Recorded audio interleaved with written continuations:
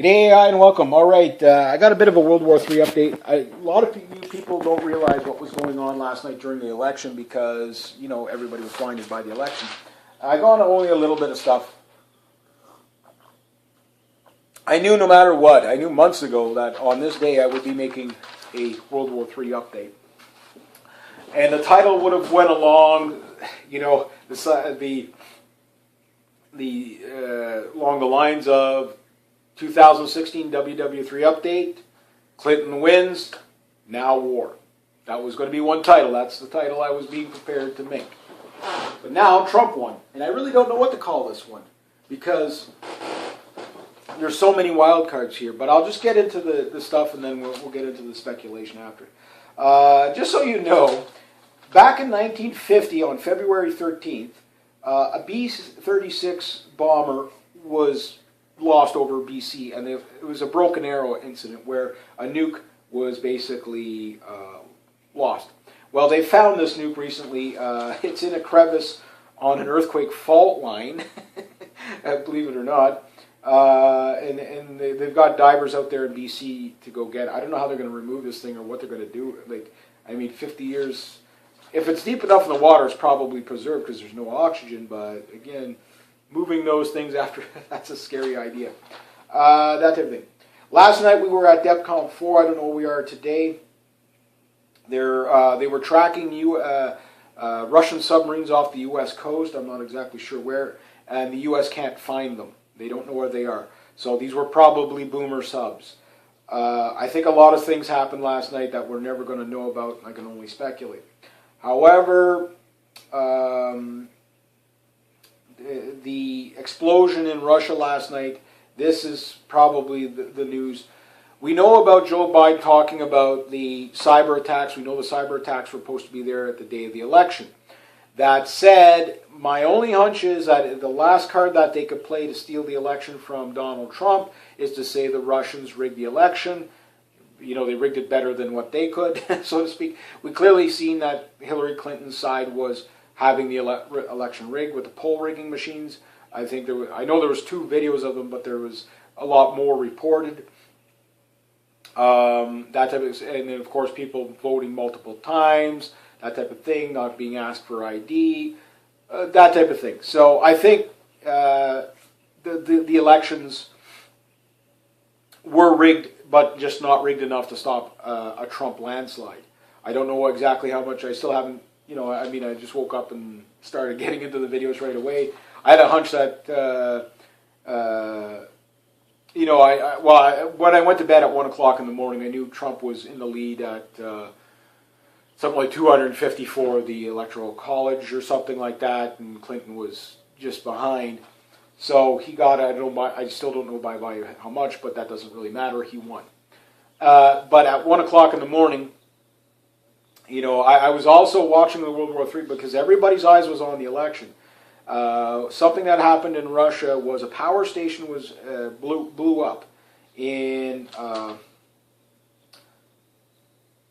Marmanex. I can't say the city, whatever it is. I just caught it so fast. But the thing is what's completely important about that is that it's not that there was 300,000 citizens or whatever out of power, but that is also where the administration building is for the Black Sea Fleet.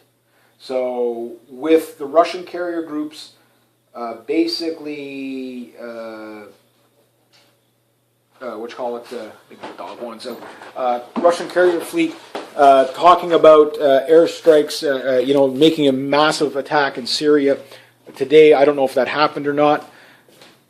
Oh, just a dog. You want to go outside? No? Yeah, so that comes on the heels of that, so on the election night. So was this a warning to the Russians, don't rig our elections? I don't know. Remember, Joe Biden said that they were going to send a cyber warning at their time of choosing to the Russians. So we have, you know, basically submarines, I would suspect nuclear submarines, boomer subs off the coast of the States. And the reason why they went to DEFCON 4 is because they couldn't track these Russian subs. They don't know where they are. So I think what the Russians were doing And again, I haven't been able to substantiate the, apparently it's not 30,000, but 300,000 NATO troops to the Russian border. Somebody sent me a link. I haven't been able to confirm that. I don't know if that's true or not, but it would make sense because the Russians, I don't know what they've done on their side last night, but I think because they were preparing probably for American attacks, which would have no rules of engagement whatsoever, is what Joe Biden was pretty much saying. That could have put us into a very, probably DEFCON 2 type of scenario, but we were at DEFCON 4. So tensions in the world are still there. We're not out of the water yet. And that said, there was a Russian politician or diplomat or whatever in New York City that died last night. I don't know who he was or much about him, but, things, again, could be something, could be nothing. Also, I left my other notes out, and I'll have to go get my other notes there in a second. About 1,000 NATO troops are gone to Montenegro for medical workers, but basically these are the consequence management guys, and these are made up of, there's some Israelis there and whatever. What they are is basically after a nuke hits.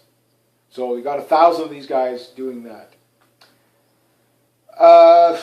North Korea last night, I think they launched another ICBM just to, let them know that we're there and whatever. Next to that, this is something interesting. The largest shipment in history of weapons to Germany from the U.S., 600 container ships of ammo, or not container ships, but container, the shipping containers. Largest shipment ever to Germany arrived last night, I believe. So that is something to keep in mind. Where that weapons go, I believe that's going to go to double down on for ISIS. But it is definitely a lot of ammo. And if you're wondering, shipping containers usually 40. They're various sizes, but the standard one is a 53-footer, basically a tractor trailer. So that's could be either got 8 by 10 by 40 or 10 by 12 by 10 by 8 by 53, which is a tractor trailer one is 53 feet. So I don't know exactly the size of each one of these shipping containers. The smallest you get are like 15 feet by 8 by 8 type of thing, 8 by 6 or whatever. So these shipping containers, even the smallest ones, you can put like probably 1 million rounds per shipping container, that type of thing. Maybe not quite, but quite a few 100,000 rounds in there, that's for sure. God knows what else is in there. I would suspect anti-tank missiles and shoulder-fired stuff to go to ISIS, that type of thing, or just the build-up for war. Massive tank fleet moving to the Russian border last night through basically Eastern Europe. Abrams, Leopards, I believe they were like Abrams, Leopards, and stuff like that.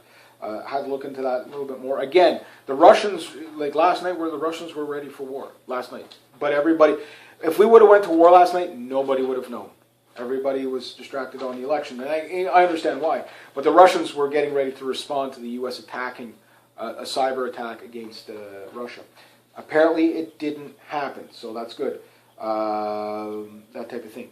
So the only thing I can suspect is that that's all I got for that page. That I could suspect last night was the Russians didn't hack at all, and I haven't. Again, it'll only come out about a week or so later if they want to play this card. If Trump really is who he says he is, and he's going to do the things he's going to do, one of the things that's going to happen is that they could still steal this election. He hasn't been inaugurated yet. Oh my God, that's cold out here. He can still steal. They can still steal this election by election fraud. How they do it? Well, they say, well, Trump only won in a landslide because the Russians helped him. And what have we been hearing about Russia? Well, if you burnt your toast this morning, Russia did it. That's all we've been hearing. So people are already primed to already automatically believe the mainstream media, and many people do. That's why anybody upset here in Canada about a Trump win doesn't know what the election was about, or anybody upset about the Trump win, even in the States. Like, again, you have all these progressive lefties, that these people are useful idiots. All they do is basically, what do you call it, vote the way they're told to vote, because it's progressive and whatever. That's one thing about that group of progressive lefties, is that they're useful idiots because they're easy to manipulate. They don't even really realize what the real true issues are.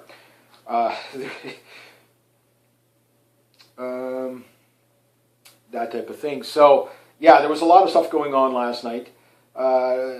Anyway, yeah, the bond market is at 199 trillion in size. I hear so many, every week I hear something different.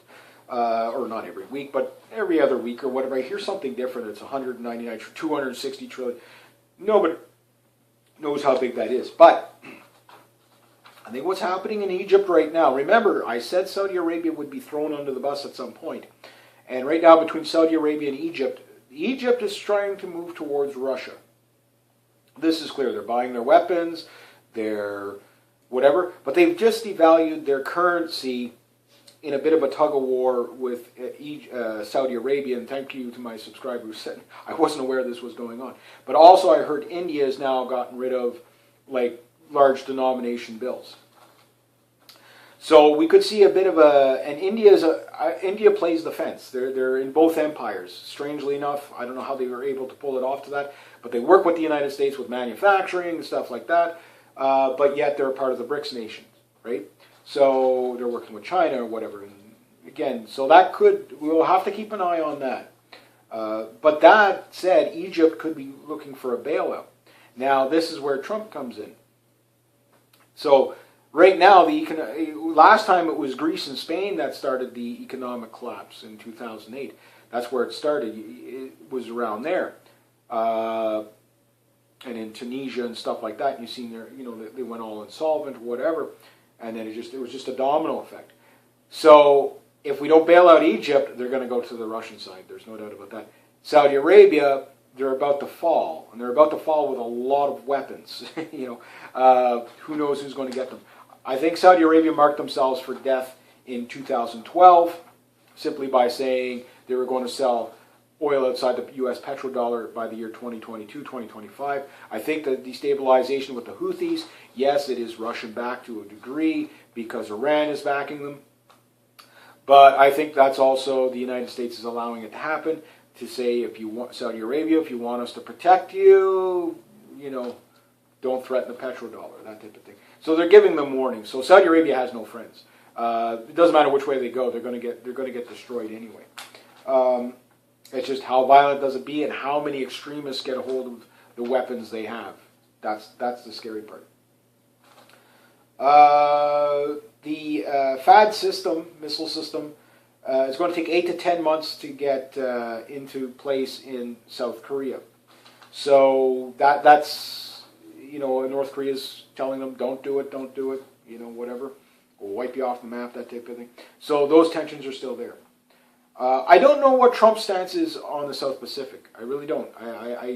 I've heard him talk about Russia, but I know he's going to negotiate with China on some trade deals and stuff like that, but I don't know what his stance is. Is he going to pull the American fleets out of the South Pacific, which will give China hegemony in that area? That type of thing. I don't know. We do know a lot of elites left the country last night for the election in fear of a Trump win. But also, again, I do believe there's going to be don't keep any more money in the bank than you're willing to lose at this point. All bets are off and game on. I don't know what, if Trump is the real deal, the bankers now have a scapegoat to blame a financial crisis on. That said, Trump can counter with an actual Trump of, okay, well, the banks were rigged, they failed, okay, we're not going to bail them out, we're going to bail out the people like Iceland did. And if he does that, Uh, oh my God.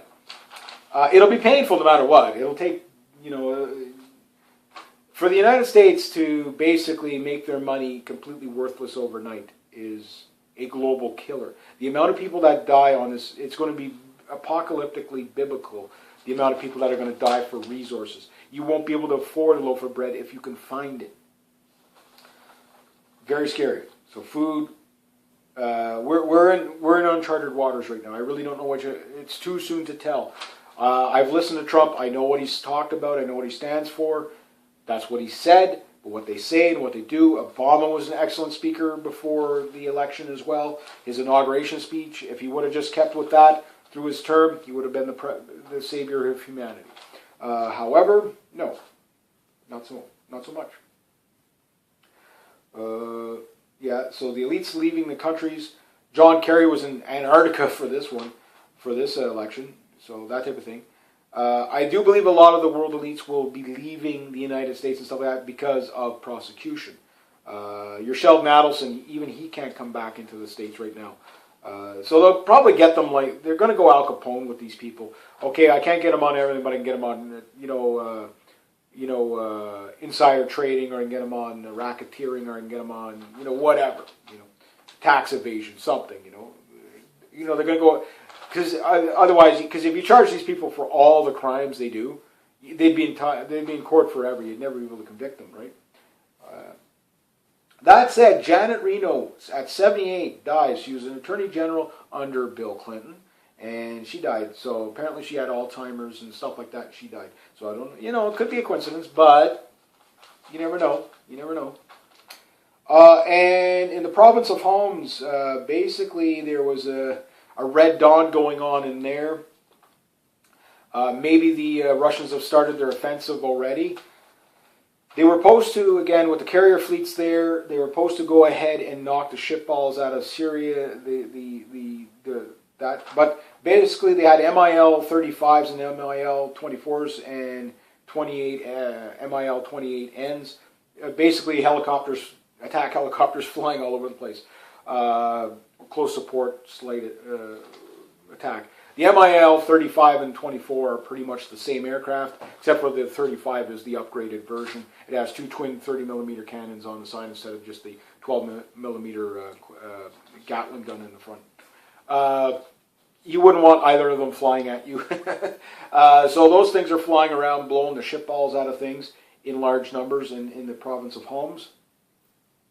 The Iraqi offensive is, that one's still kind of anybody's guess what's really going on there. It does look like they're using it, the U.S. is using it to move the Syrian rebels / ISIS into Syria and to do the balkanization for the Greater Israel Project, to say, well, now this is this area, the Kurdish area, that's what John Kerry was talking about. So basically, they're telling these people, well, this is now their area. That was the goal all along, is to break the Middle East up for Israel into small little pockets and groups so that no one country could ever threaten them. That's the point of the Odion plan. So everything we see in the Middle East is orchestrated. Problem is that the Syrian government, think of whatever country you're in right now. Somebody walks in and says, okay, we're going to tell these people they can be sovereign here and they can be sovereign there, and this is their area and this is their... And you'd be like, who the hell are you? You don't live here. You don't own this country. You know what I mean? So that's failing. That said, I don't know how U.S. foreign policy is going to change. I think there's going to be some rough patches under Trump, for sure. Even if he's legit, I don't know what his stance on Iran is really going to be. Yes, he'll defend Israel because he's Israel's biggest thing, but he's also told Israel that we're tired of fighting wars and whatever. So there's even been suggestions that he said, again, I haven't heard him say it all, but talking about Israel paying back some of the money that they paid them. We pay homage money. I don't know how many billions we give the Israelis and why. Well, they're our number one ally in the Middle East. For what? What have they ever done for us but get us into wars? The safest thing humanity can do is ditch Israel. If they want to defend their borders, I have no problem with that. But if they, if we keep going to war for them, U.S. foreign policy is Israeli foreign policy. You know, the APEC lobby, all that. I think that stuff, hopefully, the APEC lobby, the IMF, all the Rothschild banking and all that stuff, and the Rockefeller stuff, I hope that empire did die last night. But we don't know for sure yet. But either way, and the changing of the guard, we don't really know who put Trump into power last night. Yes, the people voted him in. But Trump didn't get there by himself. He looked like he wasn't organized in a lot of ways. But when you really look at it in hindsight, this man was incredibly organized. Incredibly organized. The strategy he played was brilliant. This man spent so little money on campaigning. It's not funny. And the mainstream media promoted him as much as possible and really showed the anti-establishment colors. The mainstream media showed themselves up. Did they do this on purpose, knowing? Because I can't see how they wouldn't notice the game that was being played. But basically, the people would. You know, it really showed it up. So maybe, I mean, I wonder how many people in the media were actually on Trump's side, saying, no, double down on the demonization, triple down on it. Remember Joe Skousen said, in this election you were going to get a Republican. He was right there. But was it supposed to be Donald Trump or Jeb Bush? I think it was probably supposed to be Jeb Bush. And that's what Skousen was saying, that they were going to try to get Jeb Bush in there, or somebody like that. So right now, the Clintons and the Bushes have been broken up. That dynasty is broken up right now. That puts us in uncharted water because that dynasty is the Soros, Kissinger, Brzezinski, Rothschild, Rockefeller system. That said, under Steve Pieczenik, they talking about the soft coup that was going on behind the scenes in the States, that basically they didn't want a violent revolution, they wanted a soft revolution, so that people wouldn't be killing each other or whatever, because that'd be almost impossible to recover from. But that said, who are all the players he's in with? I don't know, but he did mention Henry Kissinger. That worries me big time. Now, Henry Kissinger, because he is one of the foundation organizers of the New World Order types, he's one of the founders. This man will eat his own young. His motives are bizarre. They're bizarre, to say the least. Is he just satanic? Is he just corrupt? I don't know what he really does for the Rothschilds exactly, other than being the guy who goes from country to country saying, this is what we're going to do. You tell us what you're going to. We'll tell you our intentions. We'll tell you our intentions. You tell us yours, and hopefully the conflict doesn't wipe us out. That's what Kissinger does. Soros is the agitator. He's the guy that basically, okay, well, we need to have a color revolution over here, color revolution over there, push the PC agenda here, there, whatever, on behalf of the Rothschilds. These people work for the Rothschilds. We know the Rothschilds own the banking system. They own the media system. They own everything. They own everything. Lockheed Martin, Raytheon, the military-industrial complex. They own it all. It's all one system, like I've said many times. So we don't know the changing of the guard, if this system has just been stole from those people. And if it is, who is in control of it? Yes, Trump is going to be a puppet for somebody. There is no such thing as a free president. You don't get that free lunch. There's a cost there. Now, when Steve Pieczenik was talking about the Trump family stepping up, he says these weren't political people and they stepped up. It sounds to me like they were asked to run by somebody. But by who? Now, again, going back to what Steve Pieczenik and Joe Skousen and a few others were talking about in 2010, that there were world elites that were against the New World Order, but they can't expose themselves, and they still haven't. We don't really know who these people are, but they're fighting the system. Well, those people played their hand very stealthily, very covertly. We don't know who they are. And that's what worries me, is because we don't know who they are and what are their true intentions. Yes, they may have just been a changing in the guard, but when Fidel Castro did his coup, he was the revolutionary to save everybody too. But look how that turned out. So one dictator just took over from another dictator. That said, Trump, I don't really see him as a dictator. I do see him as he's going to play hardball. There's no doubt about that. But I don't see him as a dictator. But that said, if he is the guy he says he is, and he is doing the things, the Supreme Court justices will probably tell you a lot about who Trump really is, because he said anybody with the value system of Judge Scalia he's going to put in. In other words, constitutional lawyers. The progressives are going to hate this. Why? Because it's a defense system against the New World Order. That said, he needs about 8,000 people, roughly from what I heard, to work with him in the system. That said, many people he has no control over where he can hire. But where he can, that's where I think the new players will be shown. And we'll know what they're really after when we see what those people are up to in the Congress and in the House and the Senate, that type of thing. And when that happens, that's what you really got to keep your eye on, because then you will know what the world agenda will truly be. And if the United States is going to go back to a constitutional republic and a non-interventionist, that also means a lot of tyranny in the world if they stop playing police officer, and they will. Under what Trump says, it does sound like that's the direction they're going to move. But they can't do it too quickly, because if they do, it destabilizes the world too quickly. So I think they have to be incremental about this. You can't rile up the hornet's nest, send weapons all over the world, picking winners and losers, and then just walk away. Because if you do, ISIS might be known as the good guys in the future. Yes, as terrifying as that sounds. So that said, I don't know what the foreign policy will tell you very much. Right now, I do believe that the Israelis are still in control in a lot of ways. Trump is pro-Israel, but that said, is he truly? I don't know.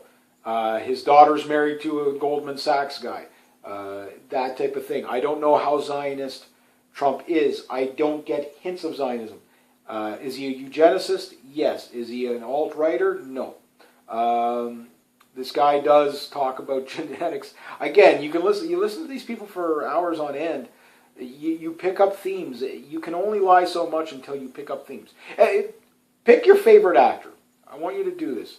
Pick your favorite actor. Now, I'll tell you to watch for one scene. Find an actor or actress, whatever, that does crying scenes. Okay? Now, watch them. Okay? Now, every time a crying scene comes up, watch them. They do it the same way every time. It's an act, right? So that's how you pick up mannerisms of people, if it's an act or not. And with Trump, there doesn't really, either that or he's a master manipulator, but I don't think he is, because he's too off the cuff to be a master manipulator. And not only that, he flip-flops enough to be believable, believe it or not. Some people say, well, they say this and they say it over and over and over again, and that's it. Like Justin Trudeau, he just regurgitates the same line over and over again. He has no original thought. Obama, same thing, same line over and over again. These people don't have original thought. People with original thought never say the same thing twice, even if they're talking about the same subject. You know what I mean? That type of thing. So you have to factor that in there. And that can tell you a lot about what their agendas truly are. So with Israel, how Trump treats Israel, again, is really going to be something to watch for, because if he is so pro-Israel that we're willing to get into a war with Iran, then, and I know Trump isn't pro-Iran. That's the gray area for Trump, is Iran. Russia, I think he's willing to work with Russia. Up here in Canada, yes, we're going to have tough trade deals with him. If he rescinds NAFTA, there's no point in Canada being in NAFTA, which would be good. Trump is going to hurt Canada in the short run. In the long run, I think we're going to be better, because we could possibly see a nationalist government in the next 4 years start to brew. And maybe in 8 years, we can save our country. Because whatever the States does, we tend to follow suit. So, yes, it kind of flip-flopped a bit on, okay, last time we had Harper, which was our right-winger, and you had Obama as your left-winger. But they worked the line hand in hand so much, really. Yes, as individuals, they didn't really work together, but the systems worked together. Trudeau is not going to have much hold over the United States. The only hold we have over the United States is the power export and the resource export of gas and stuff like that. That's the only real area where we can hold over the States, because if Quebec Hydro all of a sudden isn't exporting power to the United States, there's going to be a lot of people on the eastern seaboard without power. That type of thing. So they have to work with us no matter what. Will we see a new WAPA come out? I don't think, I hope not. Because now the pipelines and stuff like that, I don't know where Trump is on the pipelines. I don't think he's as pro-pipeline as you think. I think he's more pro-small business, which is a better deal anyway. Why? Because you reach more people, you could put it anywhere. Deregulation, I think, is where more he's going to go with for small business. If he does the thing against the tax codes, like he says, and simplifies the tax codes, everybody's going to win. The lefties will say, oh my God, the social programming. The one thing that Trump has not talked about at all, that I've heard at all, was austerity. I mean, for him to do what he's going to do is fine. But you do realize how many government workers are going to lose their jobs when you lower the taxes. That goes hand in hand. Every Tory has done that forever. They lower the taxes and they can't afford the government anymore. So austerity is on the way. Trump didn't talk about austerity, but I'm pretty sure a guy who has $1 billion, has billions of dollars of worth, understands how 2 + 2 makes 4. You can't get there unless you're going to have to subtract a couple of numbers to get to that calculation, right?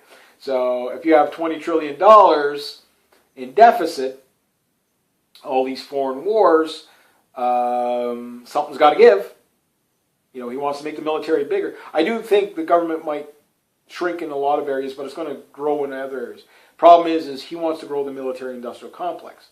I don't, as a defensive military. But the thing is that you don't need a military. The United States military is big enough. There's no problem with the size of their military. Funding it better, well, again, 53% of the GDP already goes there. How much better can you fund it? So something's got to give. Getting rid of Obamacare, okay, yeah, but again, what are you going to replace it with? That's where the wild card is with Trump, is what's he going to replace it with? So, if he's the real deal. And again, who's going to work with him? So, I don't know what's really going to happen. We're in uncharted waters. I really don't know what's going to happen with Trump, because we really don't even know if he's the real deal yet or not. If he doesn't go after Hillary Clinton, chances are we've been duped. But he's going to be held to a much higher standard by his own people. What normally happens is people give a protest vote. Like Michael Moore said, this was the FU vote. And he was correct. It is an FU vote against the New World Order system. Which, what, is Michael Moore going to become a globalist now? You know what I mean? Like, who is defending that system? It's a bad system. I mean, my generation, okay, is less wealthy than the previous generation. The generation before me, or after me, the millennials, they're way less. They're going to be less. If anybody is doing less, making less money than me, they're in a hard spot. You know what I mean? Like, how could, and each generation is getting worse off. So there is no prosperity. Mind you, sending all those jobs all over the place. If Trump brings those jobs back, yes, he's going to have to do it fascistically. Trans-Pacific Trade Partnership hopefully has just been killed. I mean, the amount of torpedoes that Trump put out in an election last night that he has to, really make sure it hit the ship.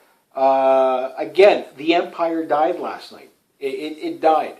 Trans-Pacific Trade Partnership, CETA, those things are gone.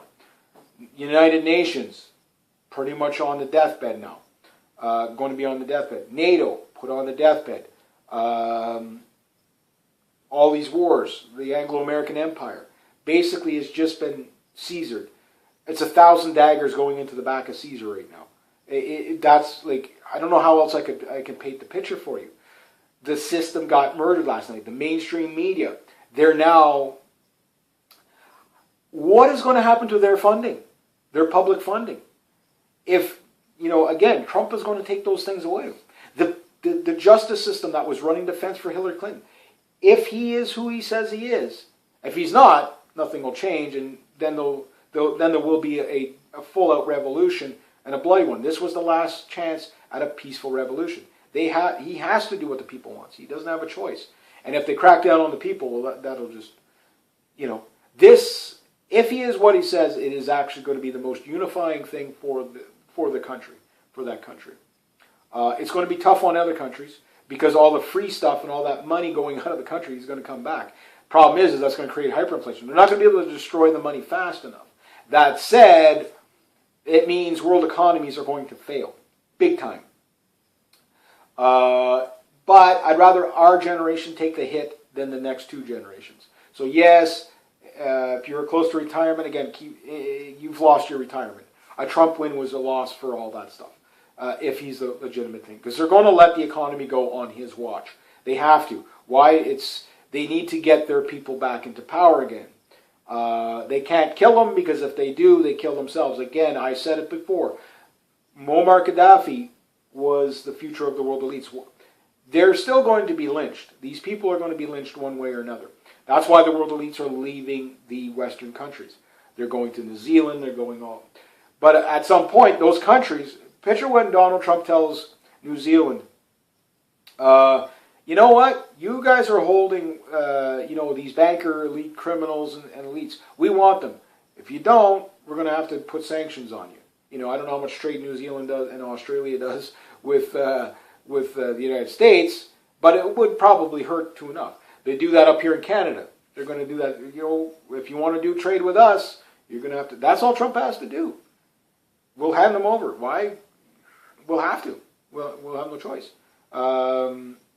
That's a great thing. I'm like, you want Henry Kissinger, Zbigniew Brzezinski, pick a Rothschild or Rockefeller, George Soros? Yeah, I've been screaming and raving about that for years now. Get these people in jail. That said, if Henry Kissinger was orchestrating this, at some point they're going to have to throw Henry Kissinger under the bus. But how do they do that? I don't know. Again, this Pachenik guy, I really don't know where his loyalties lie. If he's loyal to Henry Kissinger, then he's loyal to the New World Order.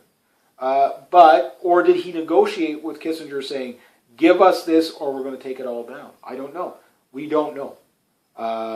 And the only way we know is after the fact of, okay, where are we? So in 2020, and we're sitting there and going, wow, the world is a utopia right now. Still got some problems, but boy, did it ever work. Then we know we won. If we're 4 years from now and nothing changed, then we know. The only way to know what Trump is legit is if nobody works with him and he can't get a thing done. But that could be a con too. Again, they're not working with him, but he knows they're not going to work with him. So he says, I'll just blame it on everybody else. Blame it on all these low-level people that'll just take the public brunt, right? And nothing gets done. So that buys time for the New World Order. That's one option. The second is they actually try to kill him or kill him. Then, okay, yeah, then he was the legitimate deal. Because they're terrified because of the amount of people that will be going to jail. The third option is he actually is able to get the 8,000 plus people or whatever it takes to get that the parts of the government running that he needs to run, work with them, even if some do it reluctantly. At some point now, anybody in the GOP that doesn't go along with him, I just wonder how. I don't know what the changing of the guard was last night, but I imagine it was probably pretty big, that type of thing. So, again, they got him by the short and curlies. So that does play out. I know this sounds more of a political, but it's so relevant to what's going on. And again, most people have no idea what this whole thing is about. It's about empire. It's about rule of law. It's about more than just Trump. Trump is just the puppet now. It's just who is controlling the puppet. Who is behind the green curtain in Dorothy's world right now? I don't know, which makes uncharted territory. So I'm gonna wrap this one up short. But yes. We were at TEPCOM 4 last night. There are still Russian submarines out there. We're not out of the water yet. Remember, Obama still has till January to do a lot of bad things to the world. Everything that happens in the United States now has world implications, even more so than under Obama. You must understand this. Don't keep any more money in your bank than you're willing to lose. I'm sorry about your retirements. They're gone no matter which way we go. This election was going to be bloody no matter which way it went. No matter which way it went. The bloodshed, I believe, was at a minimum last night. I've only heard of one murder. Again, one pole getting shot up. But I think we're going to see a lot of, manufactured leftist response by George Soros. So Trump is going to have to take down George Soros. And I do believe, Trump knows who he is, so there's no excuses. He's already mentioned him by name, and I think Soros knows this. So George Soros, I think his institutions are going to get completely destroyed and wiped out. And you can't do that without taking out Rothschild institutions. So yes, they've done it a bit in Russia, but I think Russia plays the game a bit because they don't really seem to be throwing the Rothschilds under the bus, but you get the idea. So we'll have to wait and see what happens. Now, I'm going to do a video about what the effects of a Trump win on Canada is going to be. Again, most of my fellow Canadians have no idea what the election was truly about. People watch channels like this and listen to the people along up. They understand what it's about. But the majority think it's about racist and bigot and how all the white men, evil white vote and all that and hate minorities. They think it's all about that. No, that wasn't what you should have been paying attention to in the election. That's really was just the nonsense of distraction. But what it's really about is empire, and the empire just died last night, most likely, if it wasn't a bluff. Remember, we have a lot of things to look at here. There's a lot of angles that and I'm usually pretty good at calling this stuff. But again, we won't know until he plays the hand. So right now he has to show the hand. He has to show what he's really about. If he doesn't go after Clinton, that's a big red flag. If the wars keep going on, that's a big red flag. If people don't work with him, that's a possibility, whatever, that he was on the right side, but at least nothing gets done for 4 years. And no matter what, you're going to survive a Trump presidency for 4 years. I'm not going to say like everybody, oh my God, it's over. No. It's going to be rough. It's going to be extremely rough. It's going to be brutal. There's going to be death. There's going to be lots of people dying. People are going to be starving to death when the economic collapse gets here. People are going to die from not being able to buy their medications, that type of thing. That said, when Obamacare fails, and it is failing, there's nothing to replace it right now. There's that buffer zone between the failure of Obamacare and whatever's coming next. So a lot of people are going to die on this. It's unbelievable. But when the economic collapse gets here, they've got their scapegoat. They can blame Trump and anybody that supported Trump, which will divide the populace more and most likely start a civil war. That's what's most likely to happen there. But if Trump pulls an Iceland solution, the world elites will burn. They will burn. They will die. There will be no haven or quarter given to them. Even in their bunkers, the people who built those bunkers, they're going to have to give up those. Again, what happens to the families of the people who built the world elite bunkers? And, after when people are lost all their savings, again, you have to understand, the U.S. dollar is going to be worth nothing. Nothing. What gold is going to spike to $300,000, $400,000, $500,000 an ounce. Look at the debt. You're talking $260 trillion coming back to the United States. Yeah. It would be probably more humane to nuke everybody. It would really be more humane to do that. But that said, those who survive come out on the other side. Trust me, they have the opportunity to set up a very beautiful world for the next 2 generations. And then on that, after that, it's on them. It's on them. So for my nephew and his kids, it's going to be on them. But we're going to take the hit for them now. That type of thing. That's the way it's got to be. Pay me now, pay me later. Unfortunately, the pay me later part is on our watch. So put food away. I can't stress that enough because we're in uncharted waters. We don't know when they're going to let the economy go. But to destroy Trump, that's the only card they can really play, unless they try to harpoon the election by saying that the Russians hacked it and it was a faulty election, and martial law has to get declared. Then they go to civil war. So it's hard to say which way it's going to go. We'll just have to watch and see. All right, so anyway, if you like this kind of content, please consider making a donation to the channel. Links down below. Thank you so much to everybody who has. Next time, rate, subscribe, share, comment, like, be true to yourself, be true to others. Always, always the right thing, and have yourselves a great day, eh?